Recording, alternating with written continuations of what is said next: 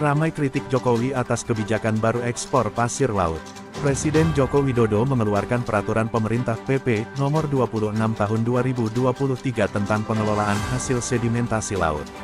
Kebijakan ini, yang diumumkan pada tanggal 15 Mei tahun 2023, bertujuan untuk menyelaraskan perencanaan, pengendalian, pemanfaatan, dan pengawasan terhadap sedimentasi di laut. Salah satu ketentuan yang diatur dalam peraturan ini adalah izin ekspor pasir laut ke luar negeri.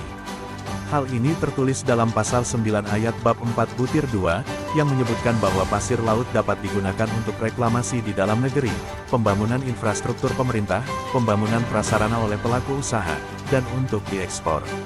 Pengeluaran ke luar negeri dilakukan selama kebutuhan di dalam negeri terpenuhi sesuai dengan ketentuan peraturan perundang-undangan, demikian bunyi pasal 9 ayat bab 4 butir 2 huruf D. Dengan dikeluarkannya kebijakan ini, Surat Keputusan SK Menperindak Nomor 117 MPP Cap 2/2003 tentang penghentian sementara ekspor pasir laut dinyatakan tidak berlaku lagi. Dalam SK yang diteken oleh Menteri Perindustrian dan Perdagangan Rini Sumarno pada tanggal 28 Februari tahun 2003, saat Presiden Megawati Soekarnoputri memimpin pemerintahan, disebutkan bahwa larangan ekspor dilakukan untuk mencegah kerusakan lingkungan yang lebih luas. Namun, kebijakan baru ini menuai kritik dari berbagai kalangan terhadap Jokowi. Mantan Menteri Kelautan dan Perikanan (KKP) Susi Pujiastuti berharap agar Jokowi membatalkan kebijakan tersebut karena akan merusak ekosistem kelautan. "Saya berharap keputusan ini dibatalkan. Kerugian lingkungan akan jauh lebih besar. Dampak perubahan iklim sudah dirasakan dan jangan diperparah dengan penambangan pasir laut." Pendapat yang sama juga disampaikan oleh Koordinator Nasional Destructive Fishing Watch (DFW) Indonesia, Mo Abdi Suhufan, yang khawatir kebijakan ini akan berdampak negatif bagi ekosistem lingkungan, terutama wilayah pesisir dan pulau-pulau kecil. Salah satunya adalah abrasi akibat kenaikan permukaan air laut, yang dapat berdampak serius terhadap kehidupan masyarakat dan kerusakan sarana dan prasarana. Biaya untuk menangani ini saja tidak mampu oleh daerah dan negara. Dengan adanya regulasi ini, abrasi akan semakin besar dan luas, ungkapnya dalam wawancara terpisah. Menurutnya, pengendalian hasil sedimentasi di laut adalah upaya untuk mengurangi dampak proses sedimentasi agar tidak merusak ekosistem pesisir dan laut. Alam sudah memiliki keseimbangan siklusnya. Manusia yang menyebabkan perubahan yang berdampak negatif. Yang harus dikendalikan bukan hasil sedimentasi, melainkan penyebab sedimentasi, seperti kegiatan pembukaan lahan untuk tambang dan perkebunan, jelas Abdi.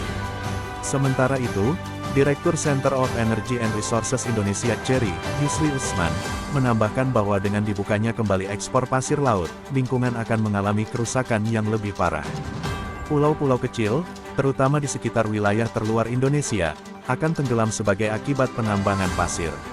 Kualitas pasir di perairan Kepulauan Riau sangat baik dan sangat dibutuhkan oleh Singapura untuk proyek reklamasinya, ungkap Yusri saat dihubungi. Yusri menyebutkan bahwa potensi ekonomi pasir laut ini dapat dimanfaatkan sebagai sumber devisa negara, tetapi dengan aturan yang ketat agar tidak merusak lingkungan di wilayah pesisir dan pulau-pulau kecil, serta memperhatikan pendapat nelayan dan penduduk setempat.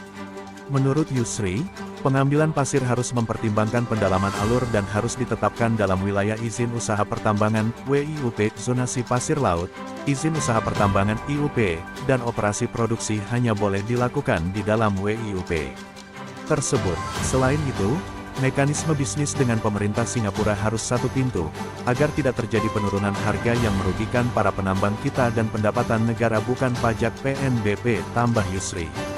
Yang lebih penting, wilayah yang digunakan untuk penambangan pasir laut tidak boleh berada di zona pesisir dan pulau-pulau kecil, sesuai dengan Peraturan Daerah Kabupaten Kepulauan Riau Rencana Zonasi Wilayah Pesisir dan Pulau-Pulau Kecil RZWP 3K, dan tidak boleh melanggar Undang-Undang Nomor 1 Tahun 2014 tentang Pengelolaan Wilayah Pesisir dan Pulau-Pulau Kecil, ungkapnya.